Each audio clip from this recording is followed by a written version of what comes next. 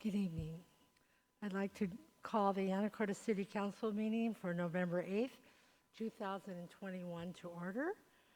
Ms. Hunt, would you take the roll? Mr. Carter? Present. Mr. Young? Here. Mr. Walters? Here. Ms. Cleland McGrath? Here. Ms. Moulton? Here. Mr. McDougall? Sorry, here. Mr. Miller? Here. Thank you. Would you all stand for the Pledge of Allegiance?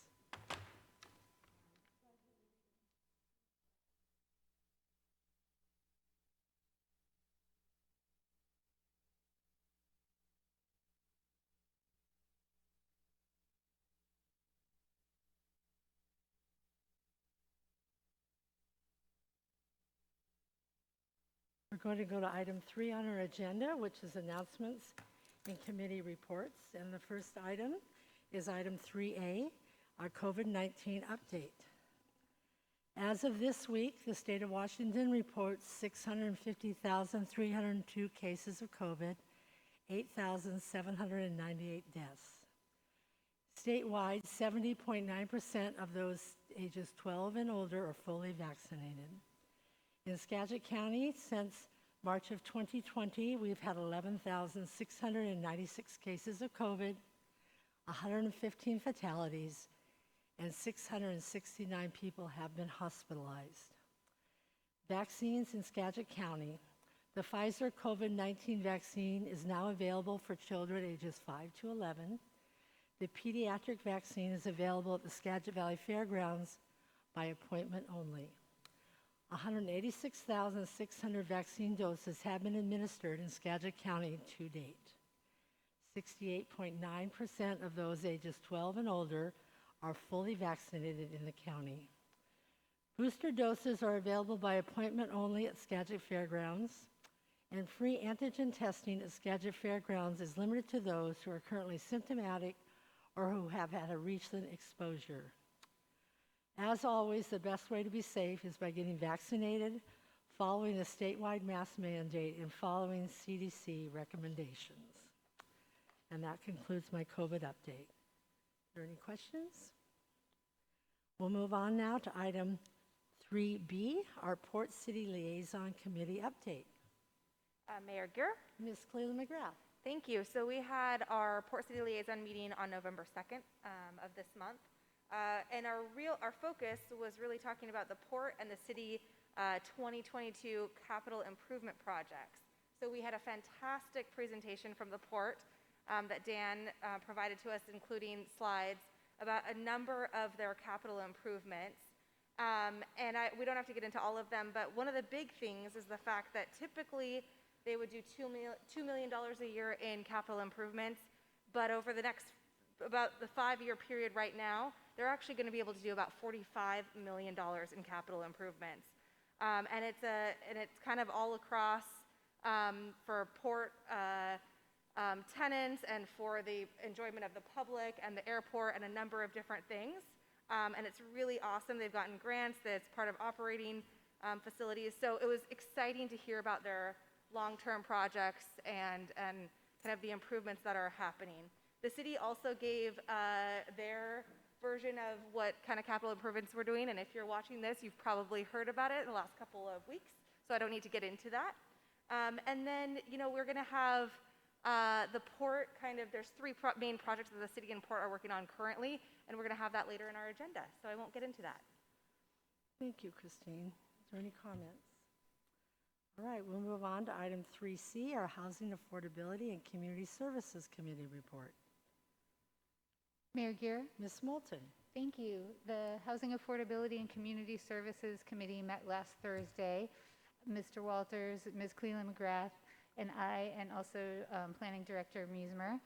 We talked quite a bit about a multifamily tax exemption program that was passed by the legislature in their most recent session, the state legislature, and discussed the relative merits and non-merits, I guess, of what we saw as that program and how it would and would not work in our community. So there will be more on that as the discussion continues. I think it was a well-intentioned idea, but there seemed to be a couple of glitches in it. We then spent the rest of our time discussing our presentation to council and the public that's upcoming.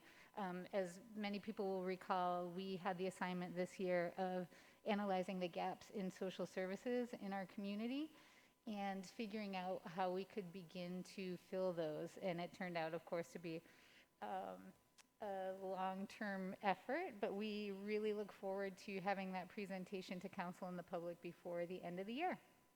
Thanks. Thanks, Ms. Moulton. And item 3D, I believe the planning committee was canceled. All right, we'll move on then. Item 4 is public comment. And if you'd like to talk to the council this evening about anything that is not on the agenda, it's your opportunity to come forward at this time. And then is there anyone that's attending remotely that would like to speak to the council about something that is not on the agenda? Please raise your virtual hand. All right, it looks like everyone's here for things on the agenda tonight. So we'll move on then to our consent agenda, item 5A through E. Mayor Gear, Mr. Miller, move to approve consent agenda items A through E. Second. we have a motion by Mr. Miller, a second by Ms. Cleland McGrath. All in favor signify by saying aye. Aye. Opposed, same sign. Motion carries. At this time, we're going to item 6, which is our public hearing this evening.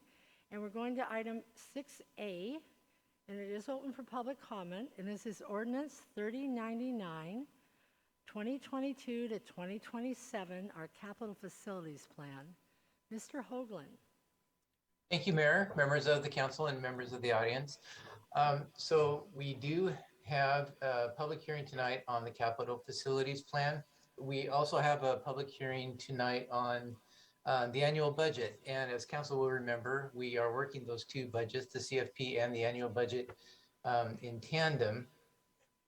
We have advertised both of these for the last 2 weeks as required by statute.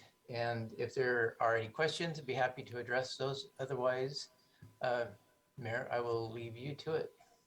All right. Are there any questions for Mr. Hoagland before we start? All right, so we're here to hear from the public on our capital facilities plan from 2022 to 2027. Anyone in the audience like to come forward? Is there anyone online that would like to speak to our capital facilities plan as laid out? Council, any comments on the public capital facilities plan?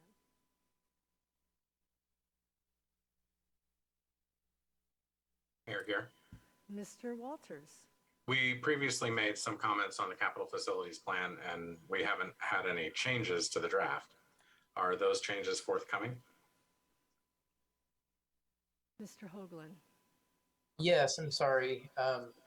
I was negligent in communicating those. There were a couple of changes that were made to the draft CFP. One of them was for a new city hall that was removed out of the 6-year CFP and placed into the latter stages, that area we have for future projects that are outside of the planning period. I apologize for not clarifying those items, those changes. So that one's good. However, one of the ones that I was looking for was the safe routes to schools, which is, I guess, still in there, but Public Works had indicated that they didn't want to actually pursue that project. Yeah, I apologize. So that's been removed from the annual budget draft.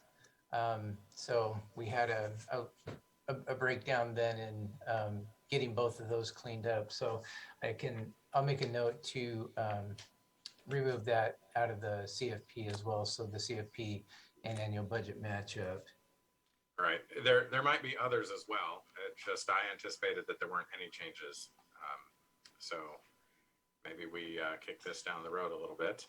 Yeah, well, and it's a good point. So public hearing is scheduled for tonight. We do have some dates on the calendar ahead of us for additional review. So I'm happy to bring this back along with a couple of budget items in the next week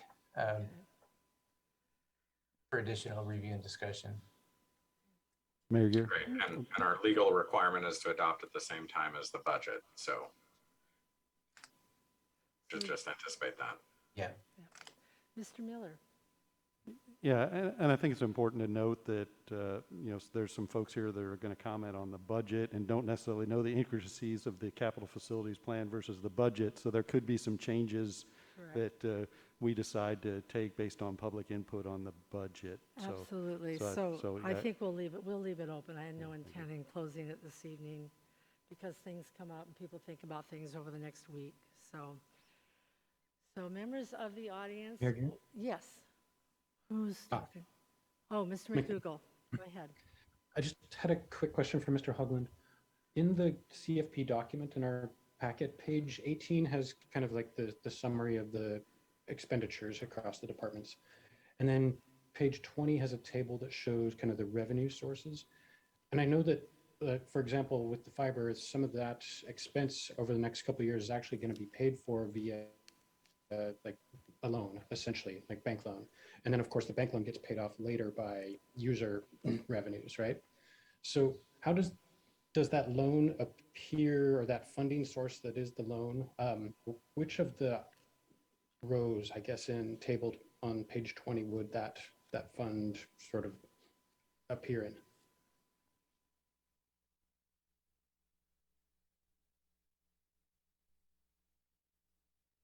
Sorry, if you can bear with me, or I can circle back to this in a bit. It's okay. It's not urgent. So.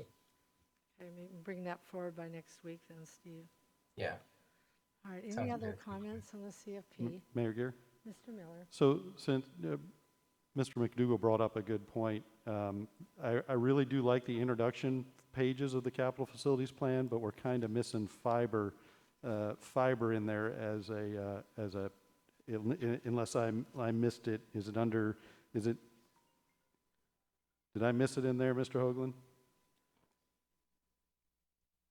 Fiber should be there under its own department. So 1 point.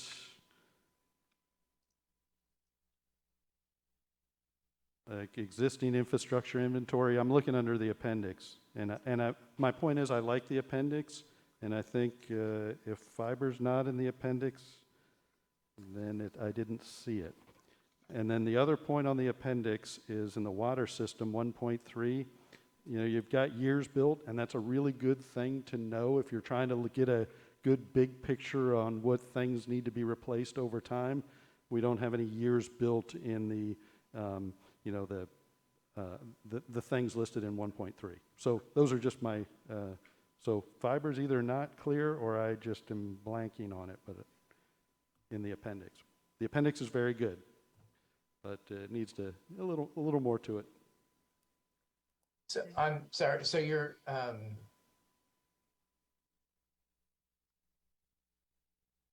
okay. No, I got you. I'm with you.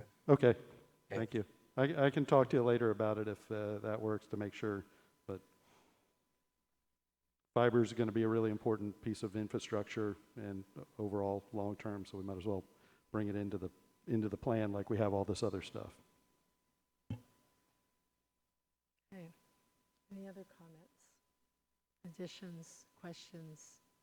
All right. Well, we will leave the public hearing on the capital facilities plan open, and we'll revisit that next week. And if you have any comments, you can send them in this week or come again to the next meeting. At this time, we'll move to item 6B, which is Ordinance 4000. It's our 2022 budget. Mr. Hoagland. Thank you, Mayor. So as we were just describing, we're working the annual budget and the CFP in tandem. We have met our advertising requirements for the annual budget. And I would be happy to answer any questions about this that council may have, or we can, I'll refer back to the mayor for to open the public hearing. As I did want to point out that we are planning on bringing this back at least over the next week and likely the next 2 weeks for a couple of items that have come up in the budget process. And I would encourage council, if you have any other questions or items that you'd like additional information on, please don't hesitate to contact me. I'd be happy to bring back additional information. Thank you, Mr. Hoagland. Members of the audience, if you're here this evening and like to talk to the council about the budget, it's your opportunity to come forward at this time. Yes, sir, come on up.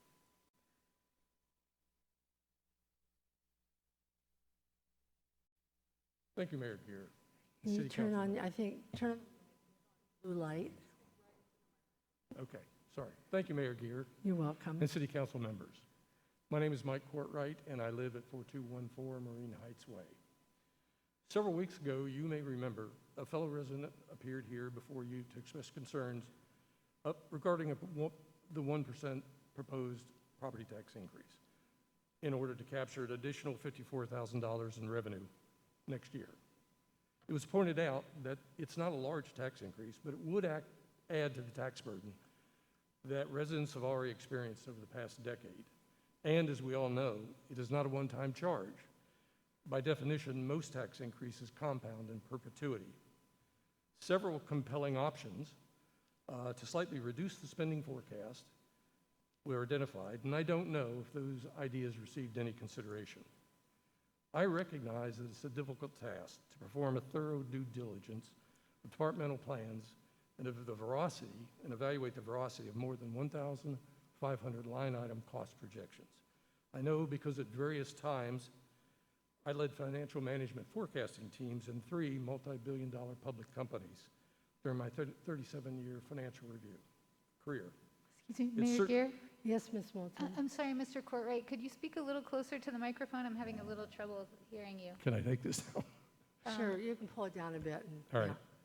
Is that better? Yeah, get right on top of it like that. Okay, sorry. There, much better. Anyway, I understand the process, and I understand it's not for the faint-hearted. It's a difficult process to pursue. Yet today, for some reason, after several months of evaluation, next year's spending forecast outlook, including recurring operating expenses as well as CapEx, remains unchanged from the initial estimate of $108.8 million. That's $33.3 million higher than the spending forecast budget for this year, and it represents a significant 44% year-over-year increase. On the surface, this appears to create a $12.2 million shortfall relative to achieving a balanced budget, based on the aforementioned spending forecast of $108.8 million, and in light of the $96.6 million revenue outlook for 2022, which itself, as you know, is higher by $21.1 million than the amount forecasted for this year. I'm not privy to the balance sheet and cash flow projections for 2022, so I must assume for the purpose of this discussion tonight that the $12.2 million shortfall will be covered by reserve funding transfers or some other financial instrument or vehicle, if you will. I fail to see the logic then in asking residents for an additional $54,000 when both revenues and spending expected to enjoy historic year-over-year growth. The takeaway: if you provide a 1% property tax increase, then implicitly you're telling residents you can't identify any additional revenue opportunities other than the proposed tax increase. Or you are telling residents you can't find any operational cost savings to reduce spending. And you are telling residents all capital expenditure plans, the primary drivers for the year-over-year increase for next year, will be implemented within budget and on schedule. And that's a very rare occurrence in any publicly or private company. Financial teams I've worked with never have had such strong convictions on a forecast, nor the ability to precisely forecast within an accuracy of 0.05%. And that is what $54,000 represents, 0.05% of the $108.8 million spending forecast. I don't want to be presumptuous here, but I would imagine most of us would have difficulty forecasting our monthly household budget to plus or minus 5%, let alone 0.05%. It also means that you are inferring to our citizens that we can't transfer any reserve funds to cover the 54,000. As I've said before, I have seen the balance sheet, I have not seen the balance sheet, and I would be shocked if a transfer of a mere $54,000 would put our reserve funds in peril.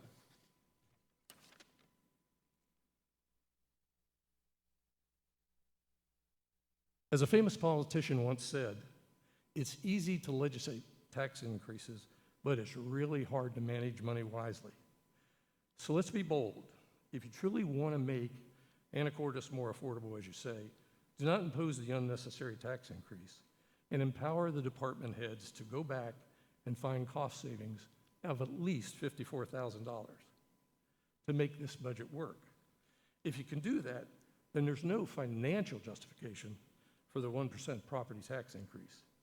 And that alone would meet the definition of good financial stewardship. Thank you for your time and consideration. Thank you, Mr. Cartwright. Sorry about my voice. Appreciate it. Now we have Dennis Clark. You have your hand up virtually, Dennis. Go ahead. Turn on your mic, Dennis. This is Dennis Clark, 3805 M Avenue. I have followed the City Council's discussion about street maintenance for 7 years. The city has come a long way in addressing the backlog of street maintenance.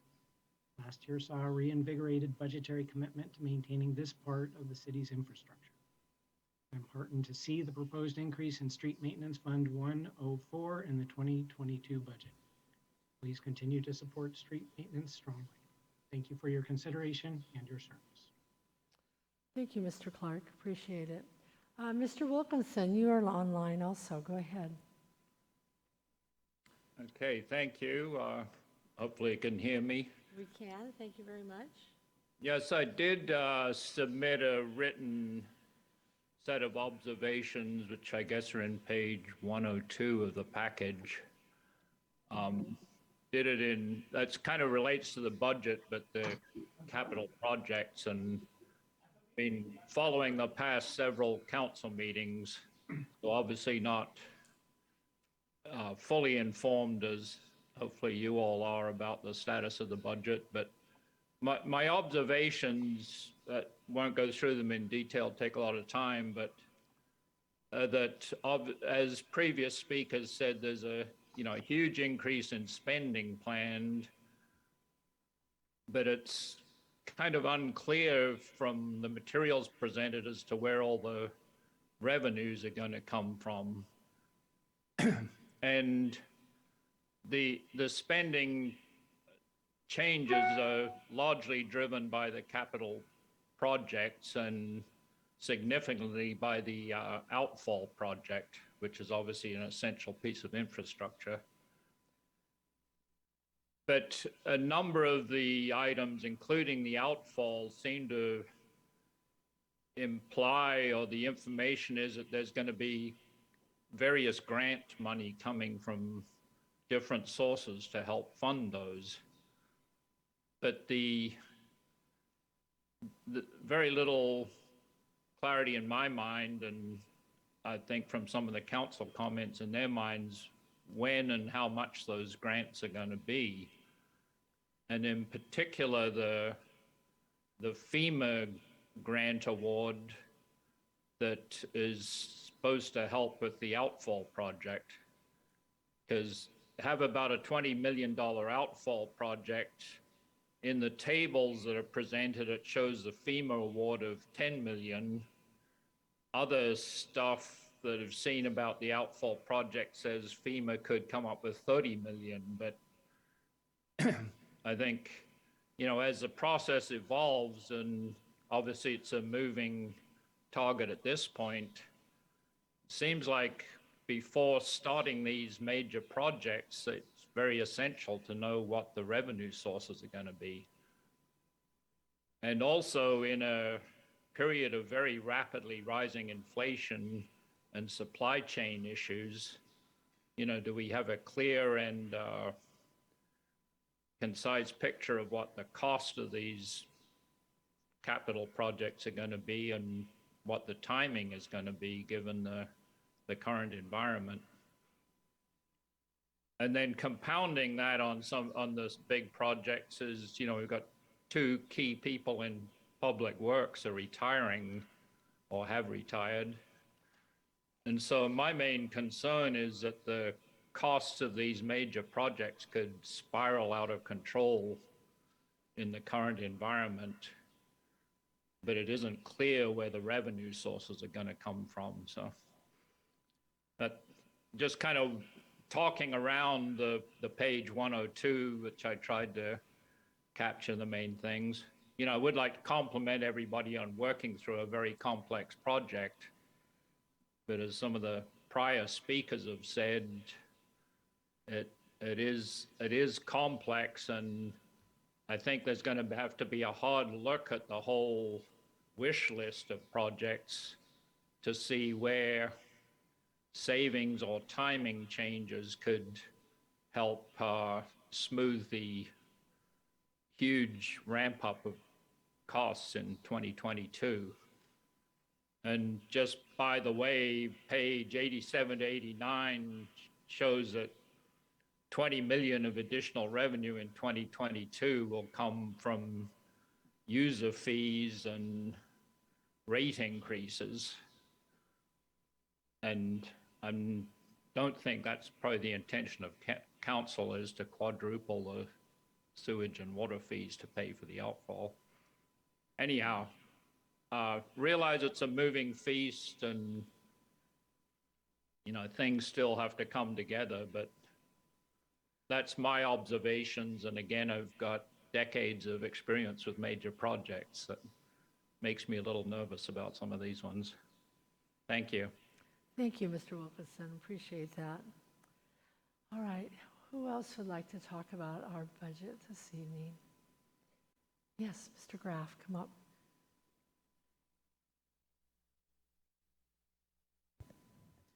Thank you, Mayor. Council members, Jeff Graff, 2406 Washington Court, Ward 3, longtime resident. As you know, it was referenced already. I was here a couple of weeks ago asking you to consider not imposing the additional 1% property tax for a 10th year in a row. And I offered some opportunity for you to consider, as you went through the budget, considering the fact that it's $54,000 we're talking about in comparison to a $96.6 million revenue forecast or a $108.8 million expenditure budget. Perhaps you could see to it to find some savings there to help make Anacortes a bit more affordable. Over the last several weeks, I've watched you review the budget, the Public Works budget, and then the rest of the budget.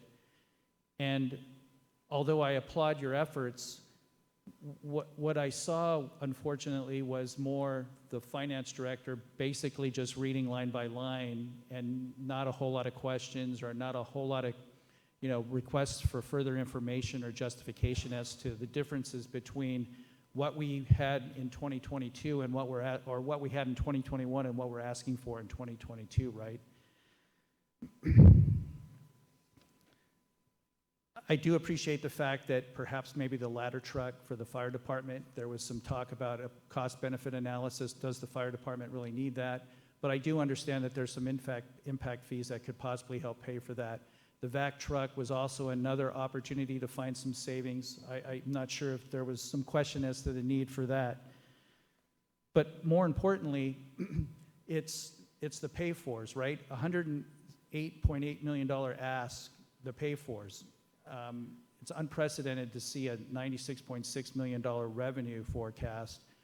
But there's other opportunities here, right? Some of the other callers alluded to the fact, well, the outfall, that's a $22.3 million project with other water and sewer projects lumped into that.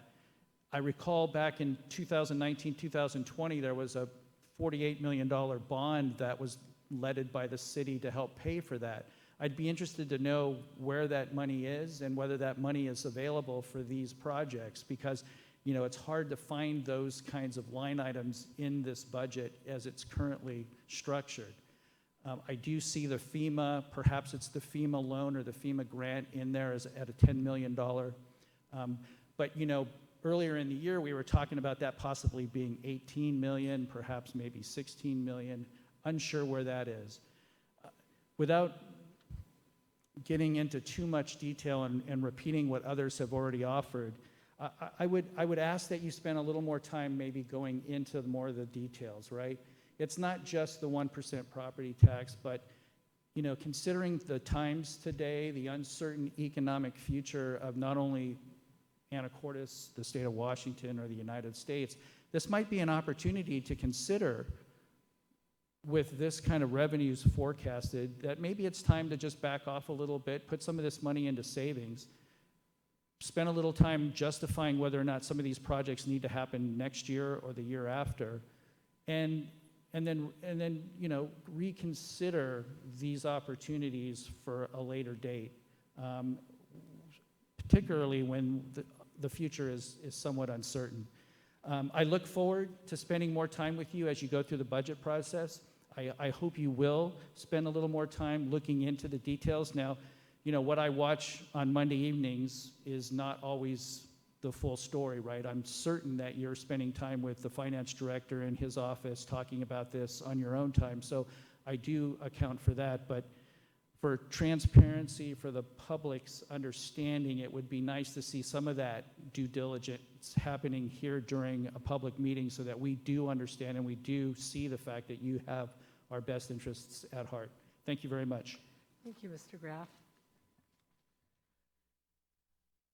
Are there other members of the audience who'd like to talk to the council?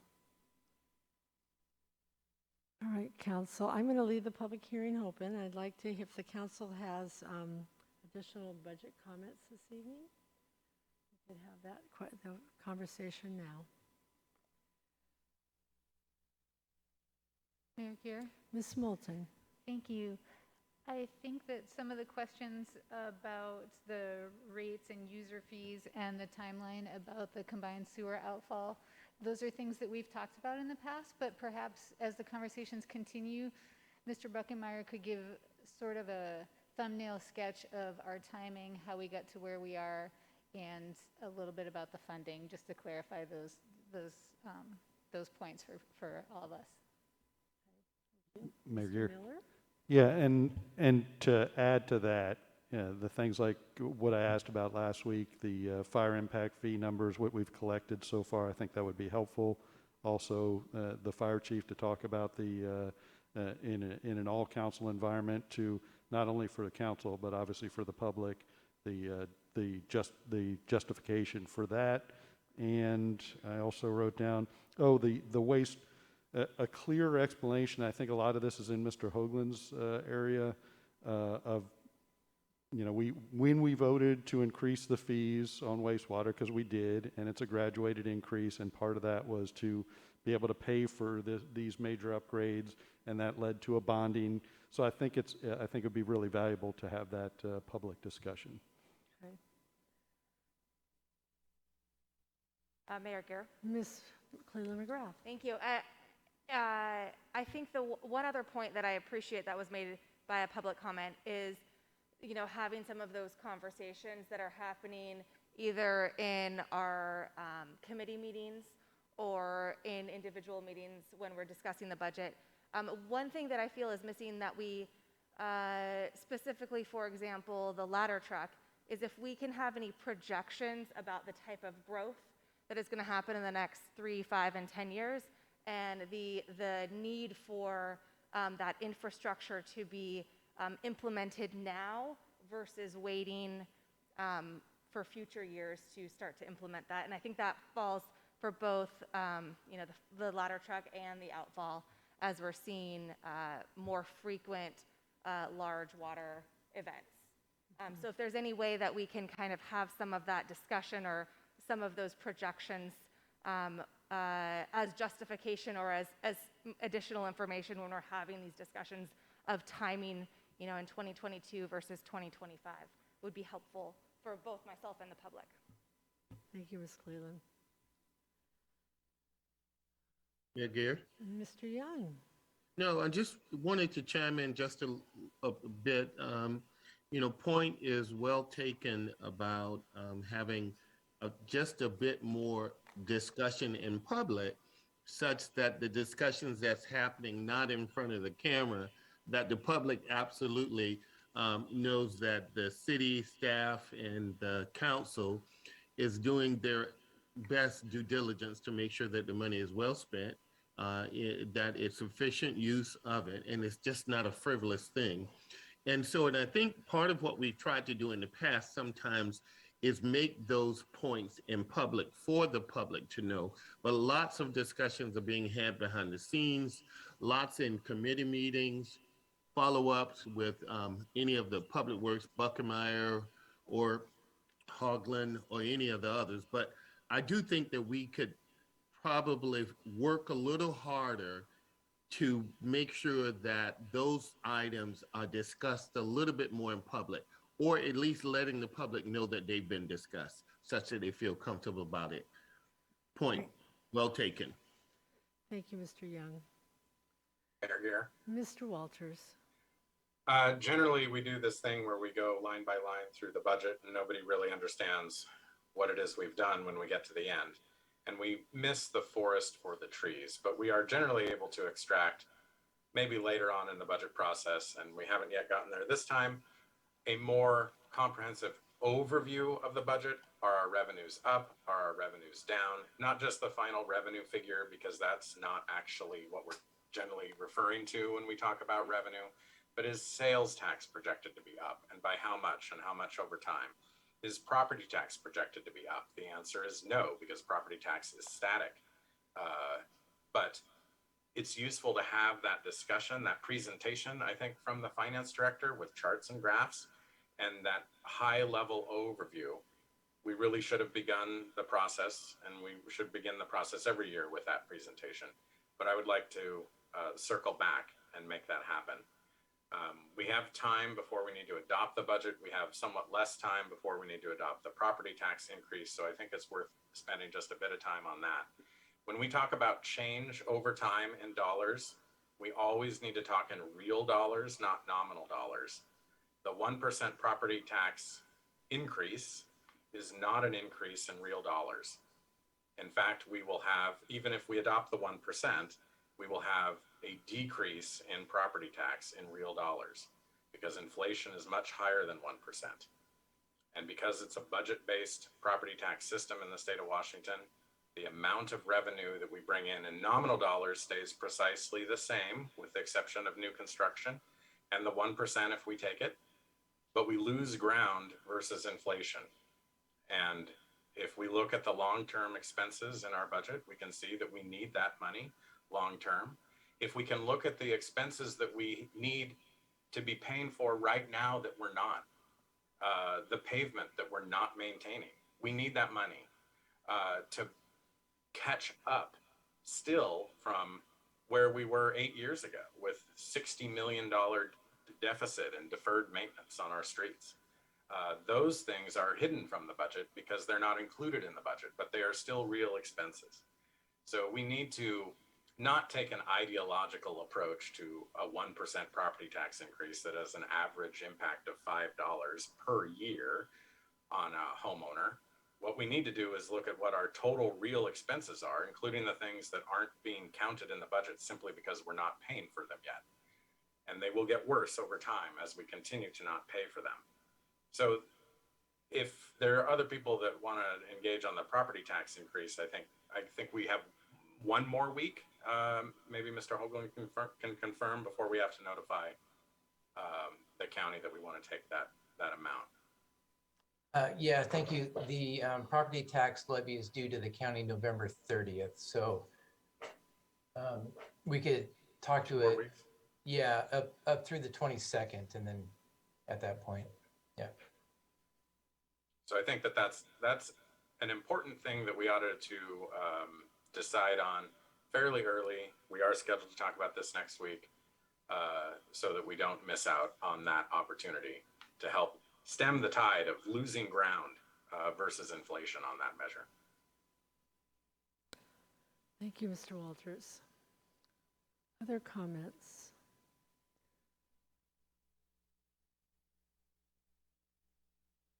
All right, so it sounds like we need to leave the public hearing open. We need Mr. Hoagland to come back, and we need to do some in-depth discussion and some high-level overview, as Mr. Walters has stated. Much like the meetings that Mr. Graff talked about, we've had with the finance director, but we have them right here. Some of the things, Mr. Hoagland, you've gone over with the council members that we could bring here to the table to help the understanding of where we are, where our revenue projections are, what we know our grants are going to be, and I think that'll help the whole picture and the whole process. Is there anything I'm not capturing? All right, so are there any other comments tonight on the budget or the capital facilities plan? All right, we'll return next week, same time, same place, and continue this hearing. And we'll get the public and the council the additional information they need to be able to finish this process. All right, so then we'll move on to item 7 under other business. And 7A is open for public comment, and this is an update from the Anacortes Waterfront Alliance. Mayor Gear and members of the council. Welcome. And members of the public, this is Dustin South with the Anacortes Parks and Recreation Department. And tonight we wanted to give you an update of our partnership with the Anacortes Waterfront Alliance to teach our Learn to Sail youth and adult sailing classes. So I wanted to introduce Matt Halliday. He's the director of the Anacortes Waterfront Alliance. We entered into an agreement with the Anacortes Waterfront Alliance at the beginning of 2020. Great time to start a new partnership. And then we were hit with some challenging times, but the organization did run some Learn to Sail classes this last summer. And Matt is going to share what the experiences have been so far. We believe it's a positive relationship to help get the community out on the water into boating and experience our great resource that we have in our community. So with that, I'm going to let Matt go ahead and introduce himself and go over the presentation. Great. Thank you, Dustin, and thank you, Mayor and City Council, for having me on to share a little bit about our programs. As Dustin said, my name is Matt Halliday, and I work as the director for the Anacortes Waterfront Alliance. We call ourselves AWA, and we operate community boating and sailing in the Anacortes community. And tonight, we wanted to focus on our Learn to Sail programs, and which are sort of our basic and intermediate sailing programs for youth and adults. And so I've got a little PowerPoint here. And so I just wanted to share some pictures and go through our summer programs with you all.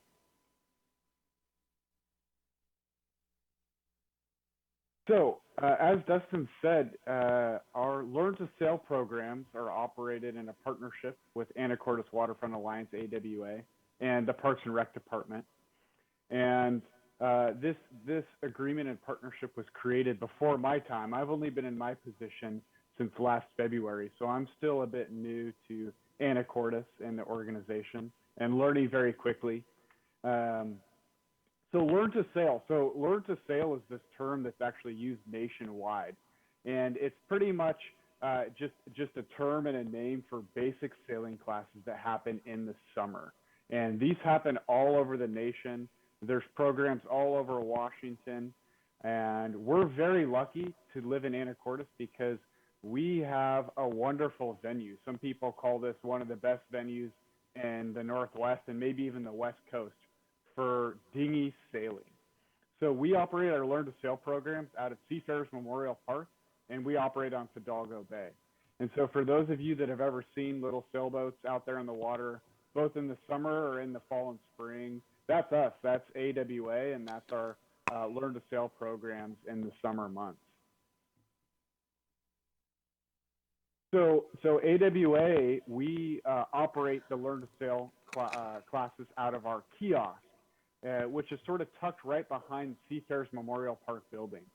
So we invite all the kids to meet here every day. We have all our boats there, and we get ready for the day. Now, what do we sail? Sailing dinghies are generally boats that fit 1 to 6 people.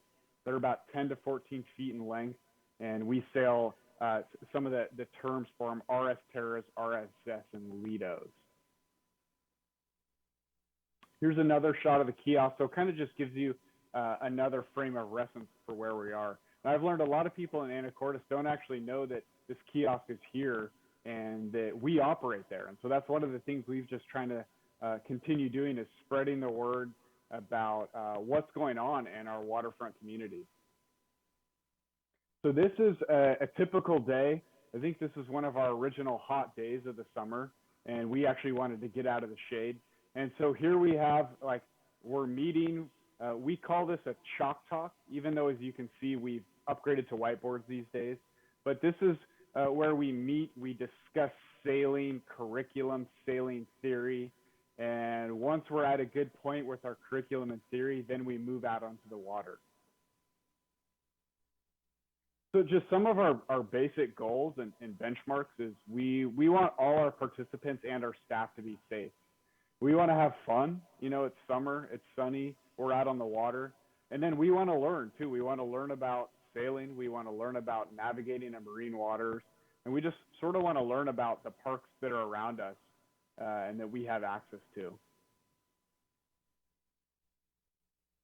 So this is maybe a typical scene of a Learn to Sail class. You can see we have a couple dinghies on the dock. We have some staff down there. We have one of our chase boats, our motorboats, kind of wrangling some kids. So we gather up at the park, and then we take all our boats and staff down to the dock. And we have a wonderful dock at Seafarers. This is one of the reasons why we have such a great venue, is this dock was specifically designed for dinghy sailing. And so we're able to come down with plenty of space. It's safe in the breakwater.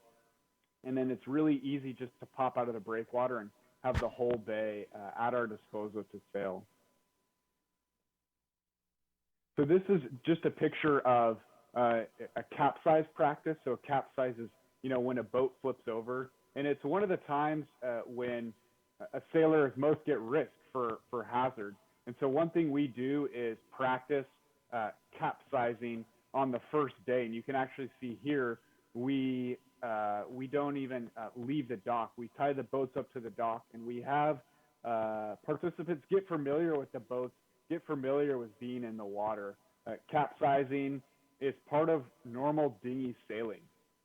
And one of the nice things about operating in summer is it's never too cold to enter the water, at least for the kids. Somehow they can spend hours in the water. So looking back at summer 2021, we had 10 weeks of programming. So we started right after schools got out, and we went all the way up until school started. We had 2 types of classes for youth. We had youth beginner classes and then youth intermediate classes. And then we also offered 2 weeks of adult beginner classes. And the great thing was all our beginner classes were full, and we even had wait lists. So this showed us right away that there's a large, a lot of people want to get out on the water. So especially in that beginner phase. And then we had our intermediate classes, and they were about 75% to 90% full, which after chatting with Dustin, and it sounds like years past, is pretty standard. A lot of young folks getting into the beginner level and then working their way up. So that gives a total of, in our Learn to Sail programs, 80 participants. And so mostly youth. And, you know, moving forward, that's what we want to focus on, at least in the summer months, is having programs and recreation for our youth. So just working through a couple more photos here, you can see now a variety of our boats. We have some of the smaller dinghies for young folks just learning. Here we have some of our bigger dinghies that can fit multiple people, and these even fit families in certain programming events. So we get out there, we have fun. We kind of operate within all the other boats that are out there in the summer craziness. So it's a great time to be down on the water every day in the summer. Here's another shot of just some capsizing practice. And here we have one of our staff and instructors, Cassius, who is a student, senior this year.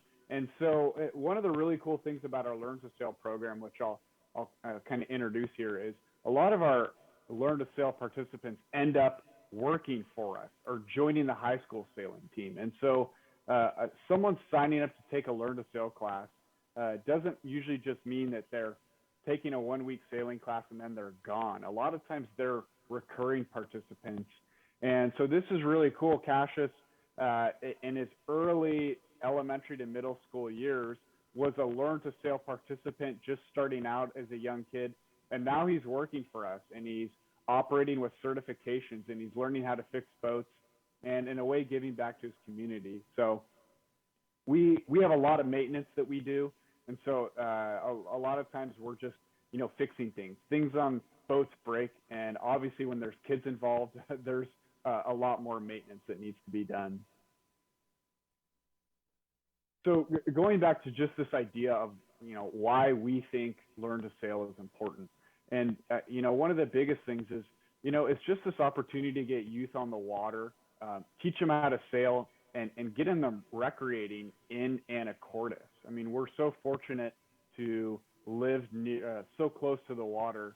And so we want everyone to have access to our waterfront programs and just to be able to recreate on the water. As I mentioned, there's this really cool, cycle here of students can come in and they can take our Learn to Sail classes. Then they can join our high school sailing team, HHST. And that operates in the fall and spring.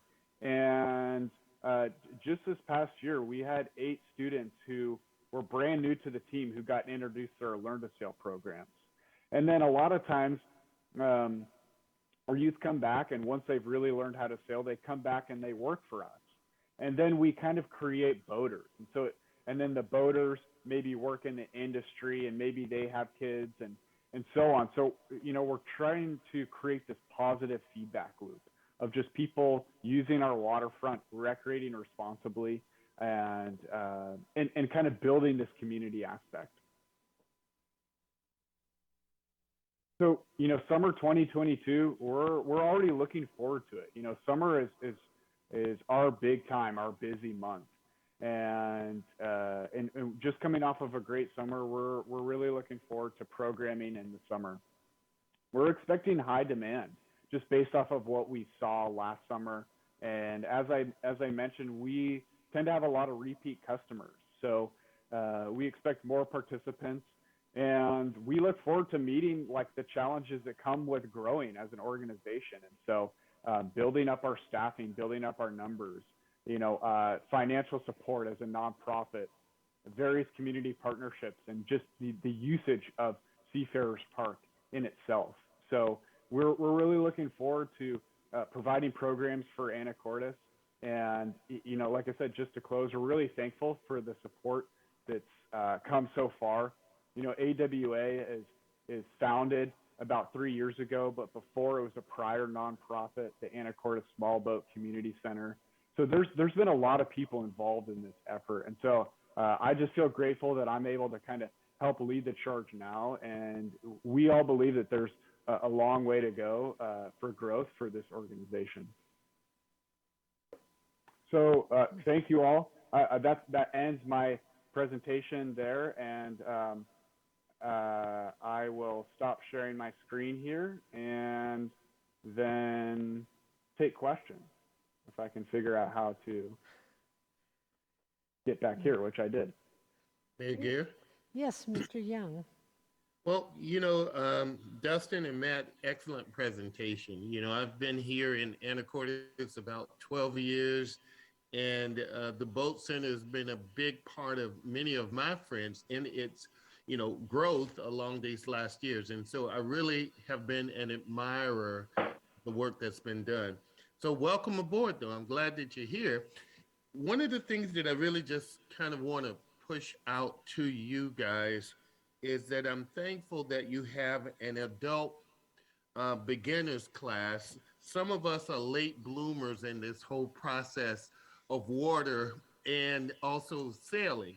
And so it's a tremendous opportunity for folks like me and others that are adults, but just are reaching a point where they really want to explore.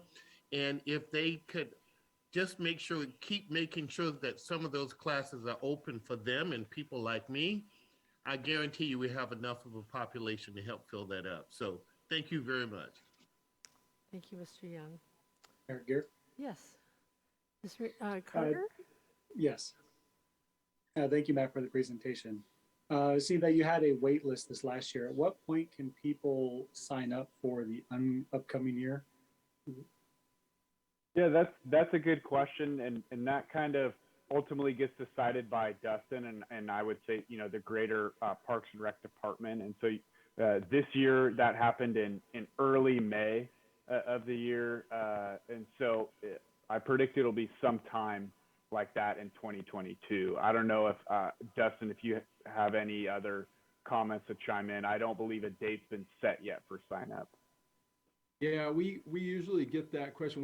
We start getting parents reach out to us in early beginning of the year, January, February, asking about if we have dates for the classes.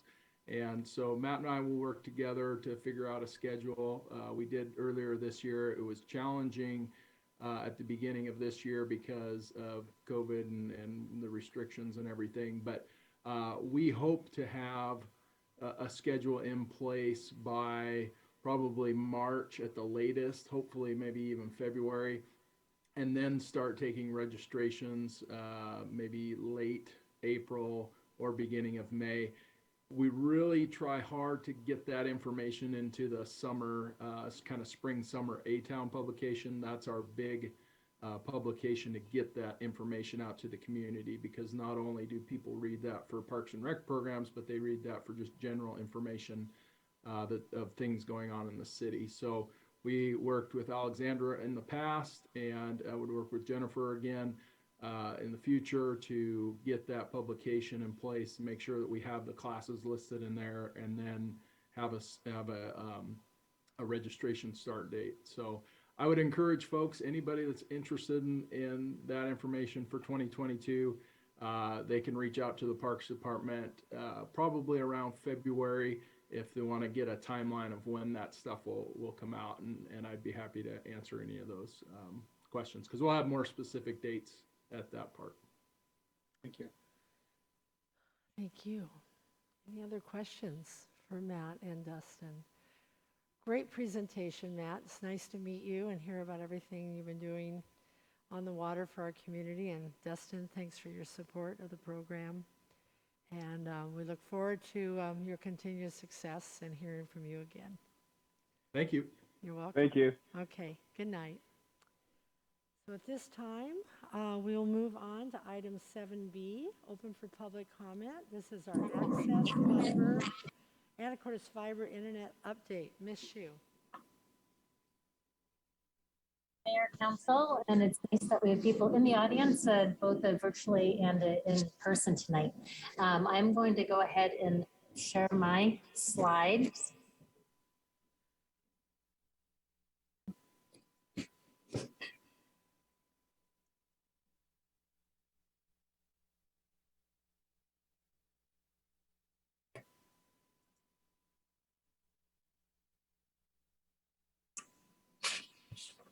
Another beautiful picture of Seafarers Memorial. And I also participated in the Learn to Sail classes. So it was great to hear about that program. But tonight we're talking about access. And I'm pleased to show the growth month over month, both of our customers and of our revenue. So we have just passed 900 customers in service and monthly revenue of $59,545. There's some just information I'd like to share with you in regard to our customer orders. As you can see, we have 771 residential customers in service, 127 businesses. And in our current service area, we have reached 42.1% market share. So we're very pleased about that. In the West End, where we're currently building out this area here, we have 690 customers who have signed up for service, and we have 101 partial installs. That means that we've done the outside work. We're just said, and it will be very quick for us to come back and put them fully into service, and that is coming very soon. So, Ms. Hsu, would that be in addition to the 900 we already have? Yes, we Okay. are to surpass 1,000 customers in service before the end of the year. Yes. Okay, thank you. This is our cash flow. And basically what we are looking for is that it's our expectation that in early 2022 that we will become cash flow positive. Our operating cash flow is trending closer to break even as our revenue increases each month.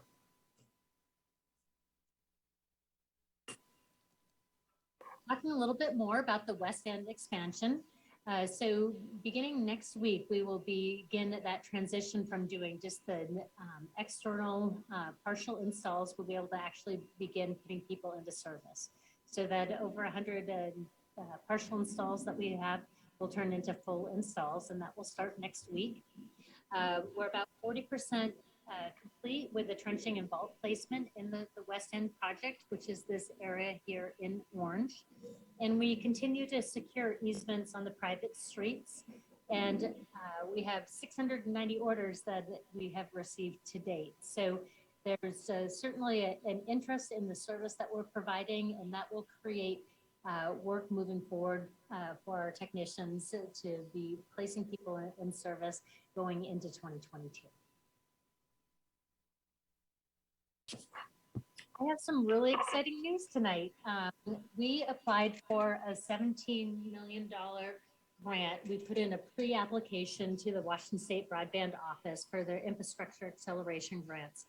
Just before 5 p.m. tonight, we learned that we are asked to move forward with the full application process. So very, very excited about that. Was doing a little happy dance up here in my office.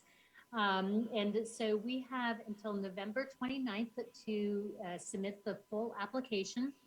And we will be told, the information changed based on what I received today, that by the 6th of January, we will know whether or not we were selected.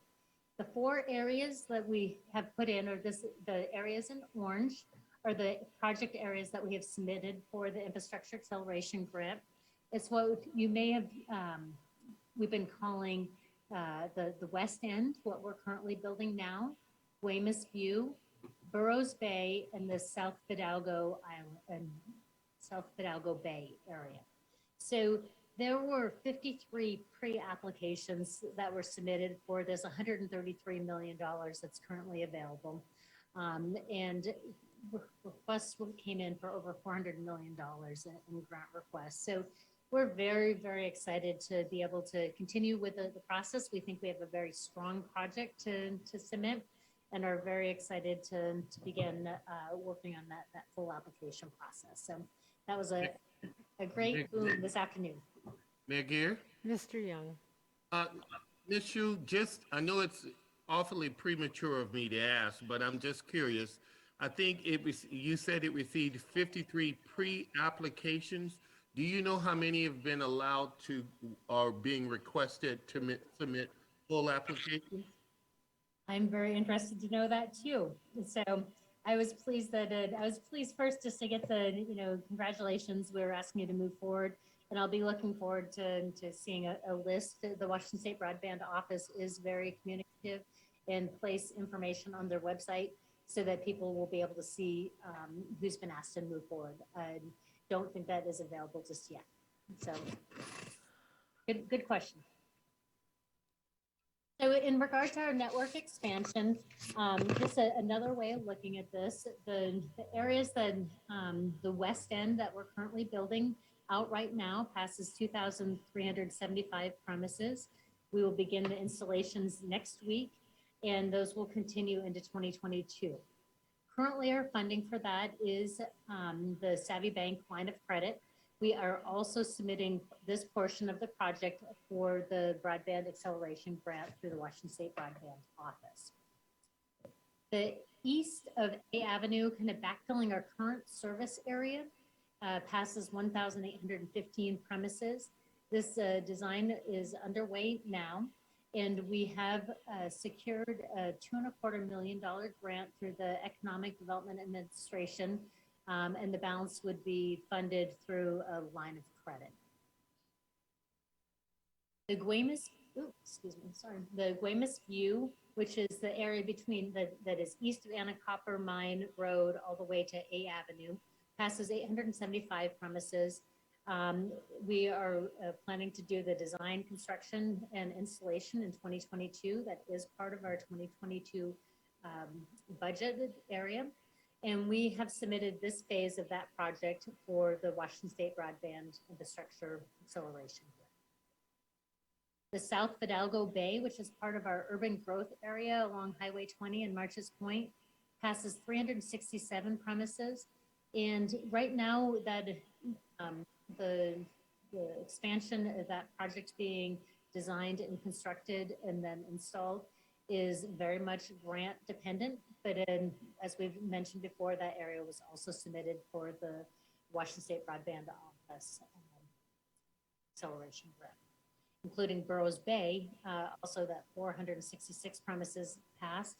And that, again, the two areas of South Fidalgo Bay and Burroughs Bay are not areas that we would be looking at right away for build out, because they do include some areas that are outside the city limits, but we've been very clear at every stage, or at the current pre-application stage, that in order for us to move forward with that build out, that we would require the outside funding to be able to do that through a grant. This is another, just a visual area that looks at it. The areas as part of the grant application will include this Guaymas View, the West End, Burroughs Bay, and South Fidalgo Bay. This green area is our current service area, and the EDA is that backfill area, the Economic Development Administration grant that we've received, that we're currently under design. Mayor Gear, Mr. Miller. I just wanted to stop you on that slide because it's a really good slide, and it lays everything out pretty clearly to see what the cost.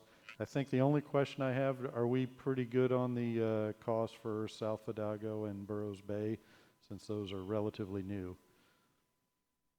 We think that we do have good cost estimates based on the areas of the work that we've been doing. All right. Well, great. I like that slide a lot. I think it lays out what's going to cost, where we're going to fund it from. Thank you, Mr. Miller. We have additional questions. Okay, go ahead, Emily. We're continuing to work on some special projects. Dakota Creek Industries has had some additional sites where they would like dark fiber leases. We expect that those will be put into service in late 2021. We're working with Rock Island Communications on 2 different dark fiber leases. We're working with the Swinomish Indian Tribal Community on a business class internet service, and with Western Washington University to service their Shannon Point Marine Center with a dedicated internet access. An additional site for Island Hospital. So we continue to have special projects that are coming in as requests for dark fiber leases or dedicated internet access. I hope that you've all seen our van that is branded and around the city streets. We are your city-owned and operated municipal fiber network, and we provide high-speed internet. And we want to be your choice and the first thing that you think of when you are wanting to have broadband internet here through the city. So we provide a service both to residential and to business customers. In terms of coming activity, the West End installations are top of mind for us. We're continuing to work on the final stages of the grant application. and working on easements both in the west end and in the EDA grant area. And following the federal infrastructure legislation that just passed this past weekend, where there's $65 billion nationally set aside toward broadband, I did hear tonight that the $100 million of that has been set aside specifically for Washington State. So I'm trying to get a little bit more information about why that doesn't seem to be a 50th of the amount that's set aside at the national level. So more information is coming. And as we, the pillars of what our service are is that we want to provide faster speeds at lower prices, being very reliable and locally run. When you call the city of Anacortes with a question about fiber, you're talking to somebody right here at City Hall. We know your streets, we know your neighborhoods, and we want to be your provider of choice. I'd be happy to answer any questions that you have.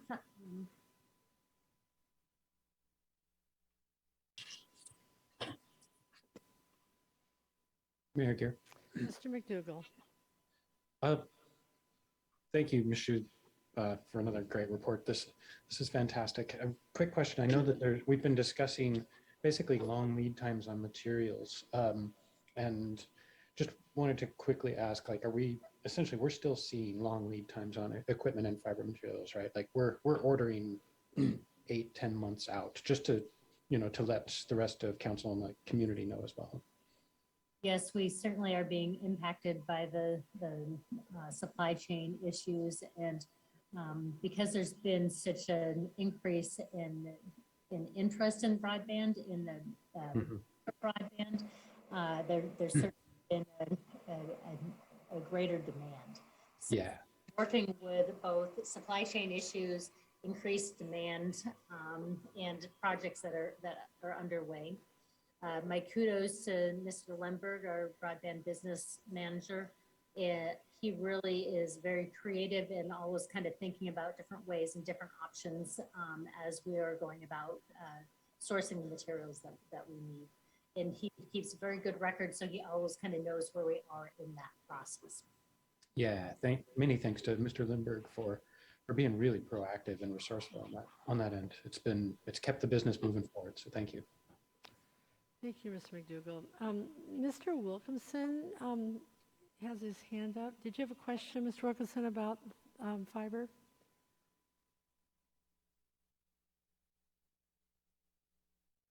Maybe that was from before. Oh, Ms. Cleland? Yeah. No, sorry, I was on mute. But well, welcome, John. Go ahead. No, I just live up on Cap Sante. We get frequent and often and even door knocking approaches from Ziply about installing fiber, and just wondering, presumably they're just straight competitors for their access, but maybe a little more communication to the areas that are going to be served soon would be helpful for those of us who are trying to hold out to access, at least know that it's still coming. And because they are actively installing in the neighborhood, and if people sign up with them, then they're going to be more reluctant to sign up for access, I assume. Thank you for your feedback, Mr. Wilkinson. Okay. Thank you. Appreciate that. Ms. Cleland. Thank you. Hey, Ms. Shu, I was wondering, is it the slide that Mr. Miller mentioned being kind of showing the different areas and the different funding mechanisms? Is that available on the city website? I just feel like in light of our discussion about capital facilities and our budget, this is really helpful for the public to understand what our plan is for each area. Great feedback, and we're happy to get this on this particular slide and information out onto our website. Thank you. And if there's any way to, it doesn't have potential years of installation. If that's possible to add to the slide, I think that would be helpful too. But Sure. It's a really great kind of overview that I appreciate after many months of hearing updates. This is is really kind of the key thing that I need in my head visually. So thank you. Mayor Gear. Yes, Mr. Walters. And if we put that slide up there, we'll definitely also need to convey which areas are potential still and which are confirmed. And maybe that can be conveyed along with the date that they are expected to become into service. Right. Yes, because this is one slide that's kind of built off several before that, I think that it would be very easy to combine the information into one page. So thank you. Okay, any other questions? Go ahead, Ms. Shu. Do you have anything else tonight? That was great. Great report. Congratulations on qualifying us for the next round. Thank you. Yeah. All right, any questions, council, members of the audience? All right, then we'll move on to our next item this evening. It's item 7C. This is our port projects update. And the Port of Anacortes and the City of Anacortes have been working diligently for the last year on 3 big projects. And so we wanted to update the council this evening on where we're at and where we're going and kind of explain what they are so you have the understanding.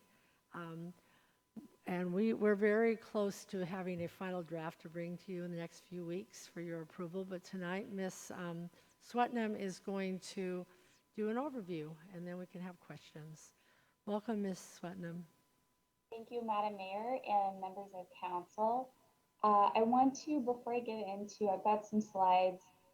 Before I get into them, I just want to mention that we scheduled this meeting, I think a little over a week ago, and since that time, there have been some really positive conversations between port leadership and city leadership. I know Mayor Gear and Executive Director Dan Wara have had a couple of meetings over the past week that have seemed to really help move some of these projects forward. So some of my slides may be lagging a little bit, but I just wanted to mention that, you know, this is a really productive conversation right now. So I'm going to share my screen and hopefully you all will be able to see my slides. Are you all able to see that? Mm-hmm. Okay, great. So tonight we want to go through the 3 main projects that the city and the port are working cooperatively on. The first one is the Outfall Project. The second is the port's request to use 2nd Street. And the third is GFC charges for Pier 2 stormwater. And I believe Mr. Buckenmeyer is also on the call. He is definitely the subject matter expert when it comes to the specifics of these projects. So if there are questions that he can answer, I believe he's available to help with those.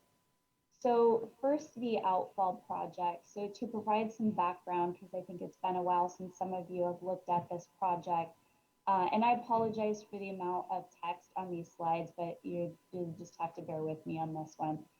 Back in February of 2020, the city experienced an unprecedented rainfall event that was bad enough that it was a federally declared disaster. And the result of that was that the outfall pipe near the port storm pond at Pier 2 separated. So immediately after that event, there were some emergency repairs that were done, but additional repairs are necessary. So immediately after that event, the city began working with consultants and the Federal Emergency Management Agency, or FEMA, to come up with a funding plan and design plans to complete this repair work. So as of right now, FEMA has earmarked up to $30 million to construct a new outfall. And this is really a recognition of the magnitude of this project and its importance on public health and safety. I know there were some questions earlier in the budget discussion about, you know, what are the dollar amounts. Unfortunately, we don't have, this is what we know at this point. So the project itself, during the planning phase, the city looked at 6 different alignments for the project, but ultimately selected a path that goes out U Avenue. And that was based on the desirability of that location. It was based on ease of access, and it minimized the impacts on neighbors, including the port. The project has three main components. The first is the marine portion, the second is an uplands portion, and then the third portion is the removal of the existing outfall.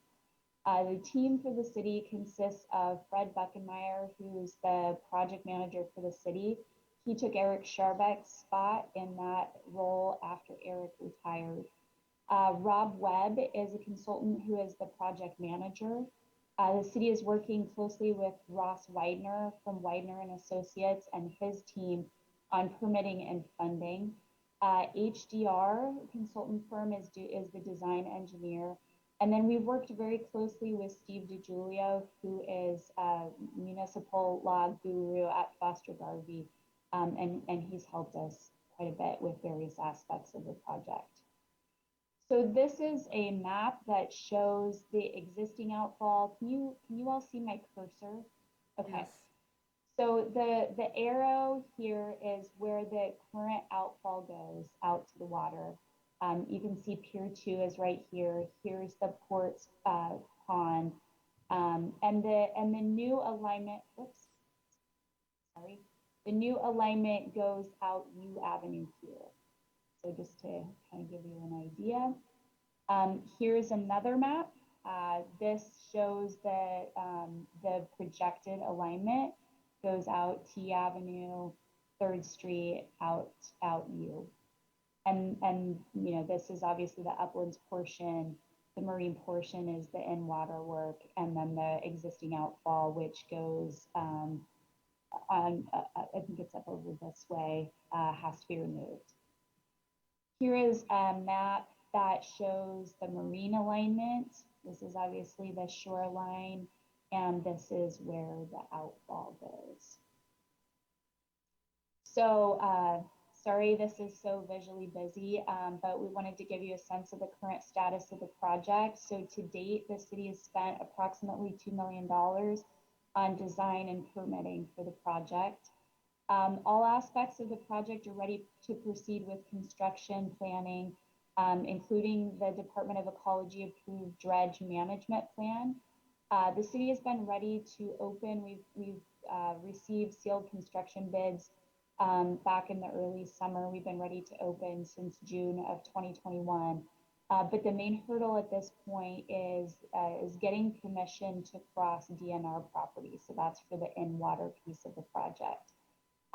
Both of those, there are two documents related to that, both of which require the port's approval.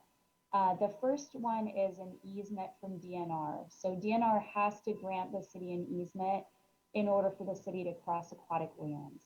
The port has a port management agreement, or PMA, and so Ecology's process requires that the city get the port's approval for the language in the easement. So this map over here shows, you can kind of see, here's the here's U Avenue, and this is the outfall alignment. The PMA, so the area of the outfall project that crosses the port's PMA is shown in orange here. This green area is city right-of-way that's in water. So that's one document we need to move forward with and need to work with the port to finalize. The other is an indemnification interlocal. So in addition to the easement agreement, the port is asking for an additional document by which the city would indemnify the port for increased impacts to their log yard cleanup project caused by the outfall. So the other complicator, as though all of this wasn't complicated enough, is that the port is in the early process out in their PMA area of doing a MOTCA cleanup, and they'll be working with the Department of Ecology on that process. And so their concern is that the city's outfall project might increase the level of cleanup effort required on their projects. There's been a lot of discussion about that. And the interlocal agreement is intended to address that, that potential risk. So the port and city staff and port's working with an outside attorney. We've agreed on a draft back August 11th. I was under the impression that the port wanted to wait to execute that interlocal agreement until the DNR easement was finalized. But actually, Dan reached out to me during this meeting and said that the port was willing to move forward with the interlocal agreement that right now incorporates by reference the DNR easement. But Dan has shared that the port would be willing to execute that agreement with just a draft of the easement. So that's great news. So moving forward to get the Outfall project moving, we need to get the indemnification agreement to the finish line, and we need to finalize the easement. So on October 19th. Yes, who's speaking? I can't tell. Oh, Mr. Walters? It seems to me really positive development that the port is willing to execute the indemnification interlocal. However, I think the port and the city can easily get together here. It seems to me that the port and the city are on the same page with respect to getting this outfall fixed. I do worry that the DNR easement could get still held up. That easement is between us and DNR. And I understand that the port has offered a lot of edits to that. Seems to me that if the port has interests in that easement, maybe they could address those interests just in their interlocal with us and not involve DNR. So if that hasn't been suggested to the port, maybe it should be, and maybe we can work those things into our interlocal and get that DNR easement going, since that's got to go to that third party that whose timeline we don't have control over. Okay.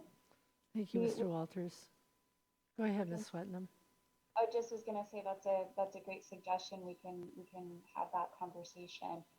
We did have a good discussion with DNR. Actually, Aquatics land manager Christina McGinnis contacted Mayor Gear and staff, Fred Beckenmeyer and myself, to set up a meeting, and this was a meeting that DNR requested. So we met with both Christina McGinnis and easement manager Brenda Worden on October 19th. It was a really positive meeting. They wanted to find out how they could help find a path forward on the Outfall project. And they basically requested that the parties go ahead and move forward with executing the indemnification agreement. So while we continue to work out the terms of the easement, so that they could start that the interlocal agreement apparently needs to also be reviewed by legal for DNR. So they wanted to start the process of getting that review done. They did express to the city that they were hoping that the city and the port would work together to come up with a draft easement agreement that both parties are happy with. And then once we had gotten to that point, send that to DNR for review. So you know, kind of my first points here on the indemnification agreement are overtaken by events a little bit, and thank you to Mr. Wara for reaching out on that. It looks like maybe we can have a conversation about including some of the risk allocation in the indemnification agreement and taking it out of the easement. But once that issue is settled, then I think we're ready to move those forward to our respective legislative bodies for review and approval. The easement, I think the city had, DNR originally asked the city and the port for feedback on the easement. The city provided some comments, the port provided some comments on the easement, and a lot of those were about the impact of the Outfall project on the port's log yard cleanup project. And DNR has kind of standard boilerplate language that they suggest for these easements, and there were a number of changes to that boilerplate language that seem to you know, address that risk allocation of who would be responsible for impacts to log yards cleanup. City staff had some objections to the comments that were proposed because there was some concern. Remember, the PMA area is that small little orange rectangle, and I think there's some concern about the city taking on liability for cleanup related to the easement that's outside of the port's management area. So But I think the parties are leaning in and having those conversations in an effort to work through those issues. So again, Mayor and Mr. Wara met, and we anticipate based on those conversations, I think the next step is Mayor and Dan are going to bring staff into those conversations, and the hope is to get these drafts to council early December.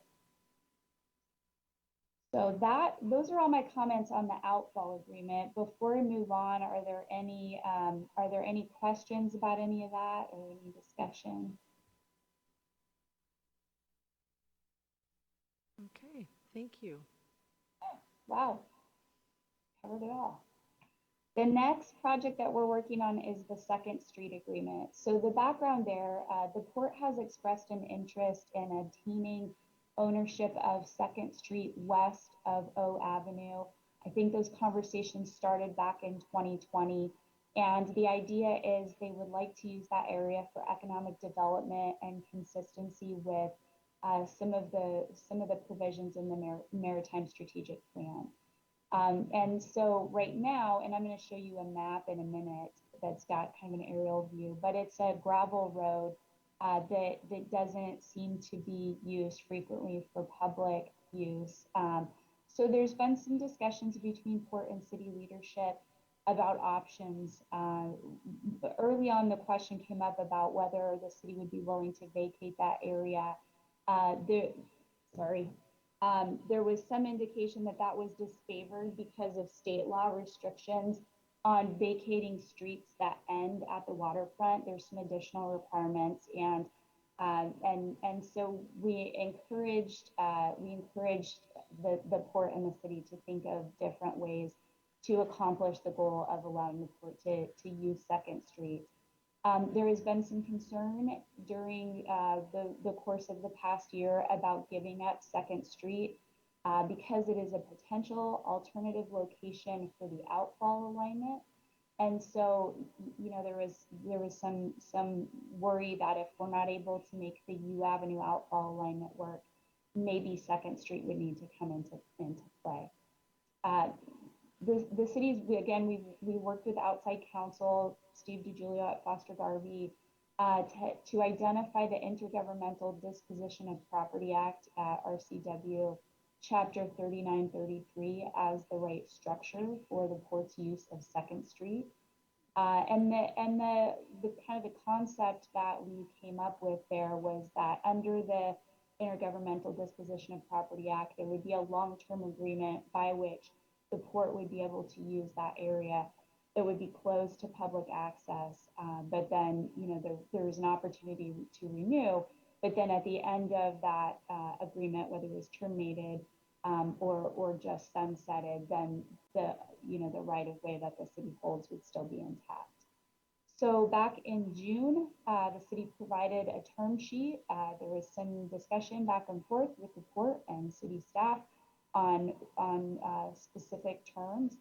We provided a draft agreement on September 30th. The port provided some feedback on October 13th. And initially, the city rejected the comments that the port made on that agreement. And I think maybe it was too much track changes.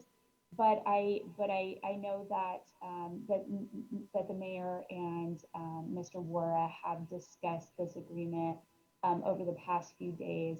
And so we think that there's a realistic potential for having a draft of this agreement to council early December as well. So I think the port has heard and understood the concerns about Second Street as a potential location for the outfall. We were able to incorporate some language that would allow the city to use the subsurface area for the outfall if need be.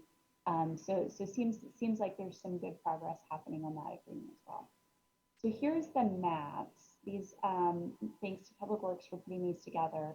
So the map on the left here, this is the area that we're talking about. So it's just that portion of not even a full block, Second Street west of, this is O Avenue. The green lines here are sewer infrastructure. This map over here is kind of a clearer aerial image. The yellow here is right of way that the city holds. So it would be kind of this area that would be transferred to the port for their use. Right here. Mr. Walters? Because we haven't really discussed this before, I think several of us do have further questions on what it is the port wants to do in the 2nd Street right away. Okay. With, you know, just more specificity. What is it that we're agreeing to there? Yeah, and I think that we would be happy to work with the port to get some more information. My understanding and as far as my knowledge goes is that they wanted to expand operations in a way that was consistent with the Maritime Strategic Plan for Economic Development. Mr. War is with us this evening. He can answer that question. Okay. Hi, good evening. Thanks for allowing us to come here and talking about these projects. Essentially, part of our comprehensive plan is to, and our joint maritime strategic plan is to try and get more jobs at the working waterfront. You'll notice this past year we did a environmental cleanup at that Quiet Cove site, and now we're trying to connect it to Curtis Wharf so that we can potentially create jobs, perhaps put some laydown of some break bulk or some materials that we could either export or import using the Quiet Cove lot and Curtis Wharf. So as those two get connected, that would allow us to do more work at the marine terminal. Without the ability to block off that street and have exclusive access, we'd be having pedestrians walking through, potentially cars, which I don't think would be safe for us to then have as a working marine terminal. Thank you, Mr. Wara. So if I may follow up, so you're planning to use it for laydown area to exclude traffic, to exclude pedestrians, to exclude looky-loos, but you're not planning to construct a building in the right-of-way or anything like that? Not construct a building in the right-of-way, no, sir. You know, potentially we would have a loader that would extend from Quiet Cove lot all the way to the pier. We might put a building on the Quiet Cove lot, but it would not extend into the right-of-way. You know, this agreement that's being contemplated is essentially just over a period of time. At the end of the agreement, we would essentially have to remove any improvements that we've made. So we wouldn't put a building there for fear that it would cost millions of dollars to take it down. Thank you. All right. Thank you. Ms. Moulton? Oh, just to follow up on that, what do we know the time frame of the agreement? Well, the term? Yeah, Ms. The term, Sweatman? yes.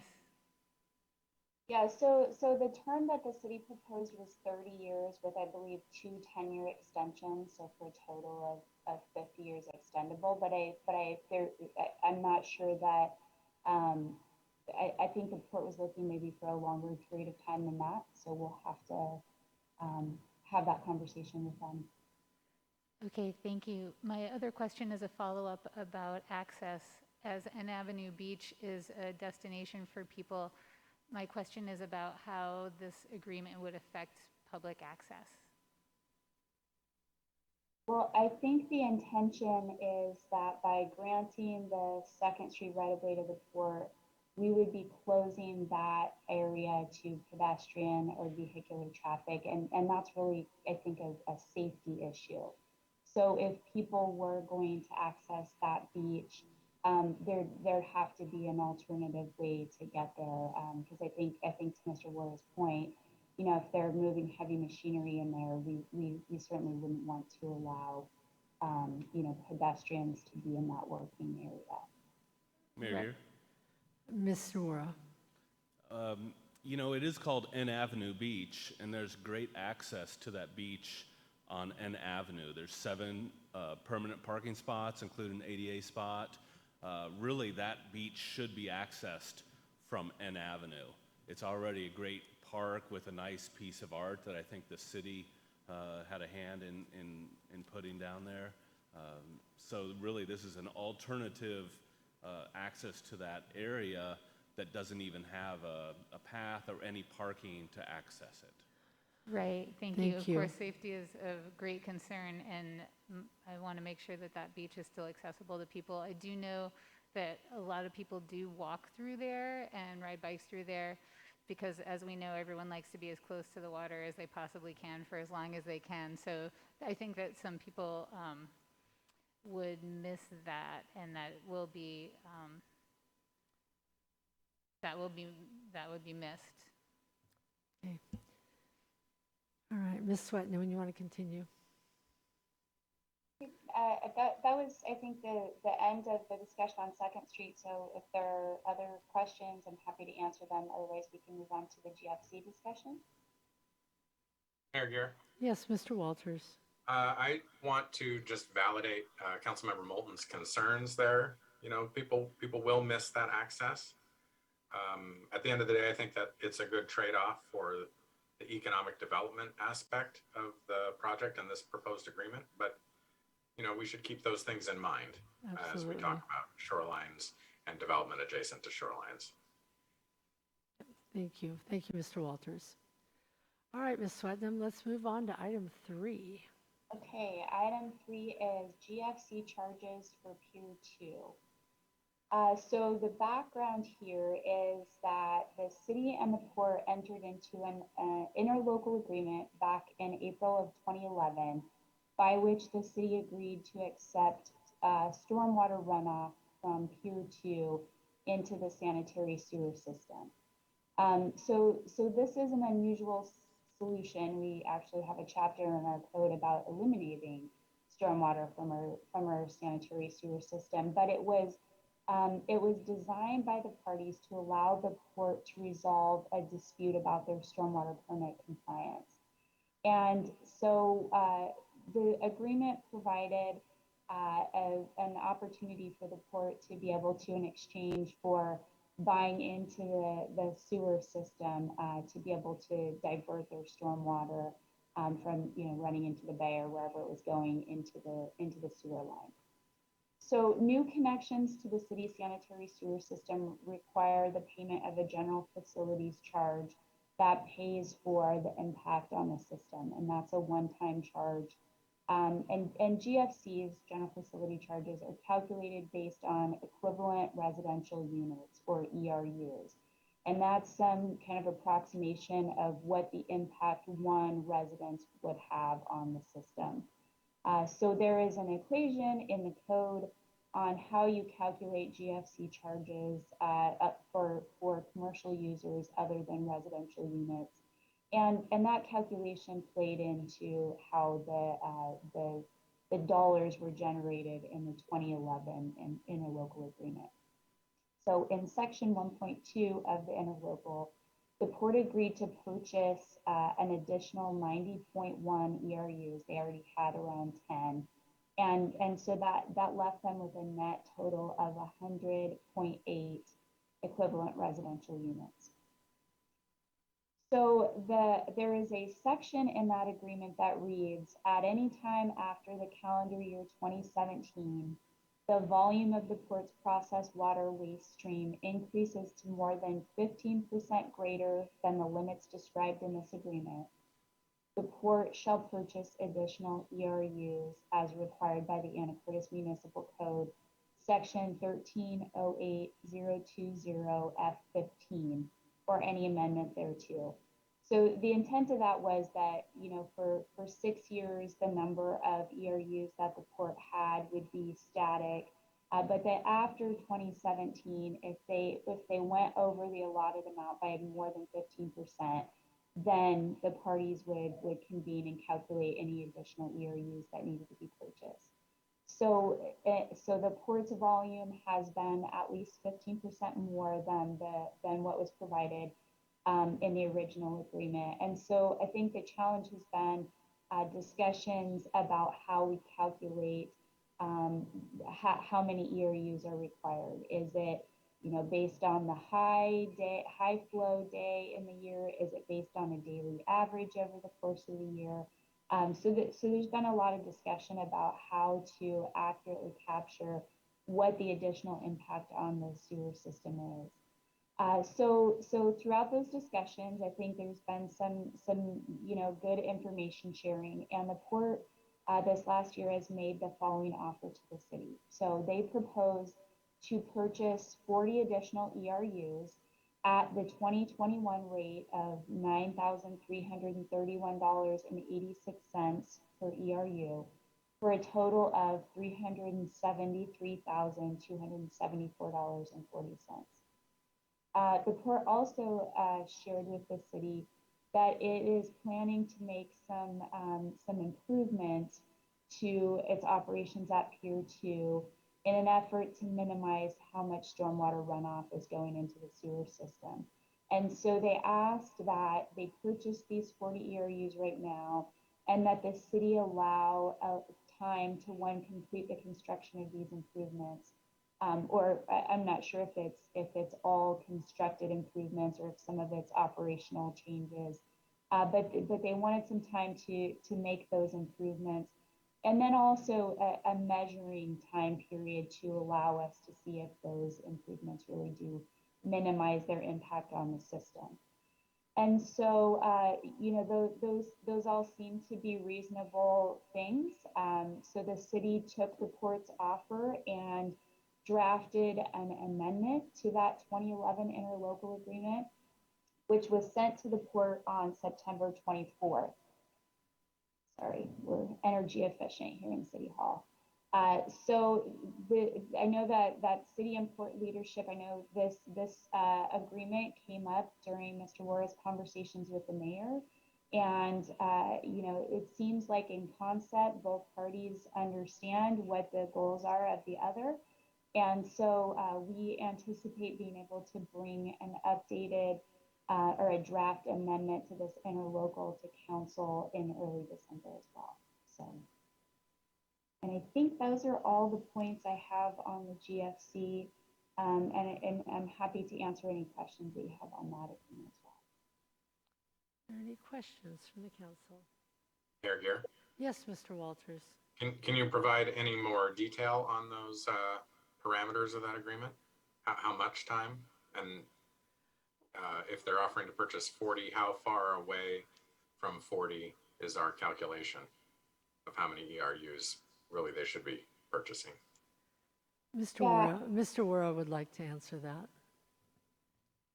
And then you can add to that, Ms. Swetnam. Yeah, so 40 ERUs was a number that was generated that basically kind of takes a look at how much we have used over the past decade. And if we would have bought 140.8 ERUs back in 2011, over time we would have only exceeded our agreement by 3%. And this interlocal basically caps it at 15%. Currently, we're closer to 40% over what this agreement was. So we recognize that we need to buy more ERUs. I also wanted to, while I had a moment here, thank the city for doing this interlocal and allowing us to treat our processed water back in 2011. You know, the genesis of this was a lawsuit that basically dealt with the port not having enough capacity to deal with our own stormwater / processed water. The city really bailed us out. So once again, thank you for that. And this is a fairly unusual agreement, and we're really appreciative of it. So we want to come to some agreement that will basically make the city whole, but also continue helping us out. You know, that lawsuit essentially ended up having us with legal fees, investments, improvements. It was about a $4 million impact to our operation. It would have been much more if the city wouldn't have helped us out. And so we want to continue that so that we're not forced to have any other lawsuits get put on us or any other things. So 40 ERUs, I think the mayor and I, without getting into too many details, the mayor and I have talked about a couple of these, both operational and capital improvements. Some of them we've already done. In fact, we dropped a permit with the city, I believe, last week to install a barrier for for some other stormwater to not impose on our system. So we're already doing these things. So it'll just be over time that we keep trying to improve our processes, improve our infrastructure so we have less impact if possible. Thank you, Mr. Wara. Ms. Swetnam, do you have anything to add to that? No, that's way more information than I had. So thanks for that, Dan. I think the time frame we're talking about, that was the other part of the question, is somewhere around 2 years. I think the end of 2023 to complete the improvements maybe, and then I will get a more specific answer to that question, to what the time frame is that the port's asking for. And we also have, raw data that we can certainly share with council about, what the flow rates have been through that area as well. Mm-hmm. Any questions, council? Mayor Gear? Ms. Moulton. Thank you. Thank you, Mr. Wara, for being here and helping elucidate some of these items. And Ms. Swetnam, thank you. You did send us, as council members, some agreements and some documents this afternoon that I believe it will be great for us all to look at, and those may generate some more questions. But I feel like this meeting has given us a really good overview, and thank you for your presentation. And I think this gives us a good place to move forward from. Thank you, Ms. Moulton. I must say that Mr. Wara and I are really committed to this process and tying up these 3 projects by year end. And I commend the port and their leadership, and we're going to do this together. So thank you. Thank you, Commissioner Bowers, for being here tonight, too. We appreciate that. Anything else, Ms. Swetnam, on these 3 projects? Well, thank you for the opportunity to share all of this with you. You're welcome. Any other questions from the council? All right, at this time, I'm going to adjourn the city council meeting. Thank you all for being here this evening.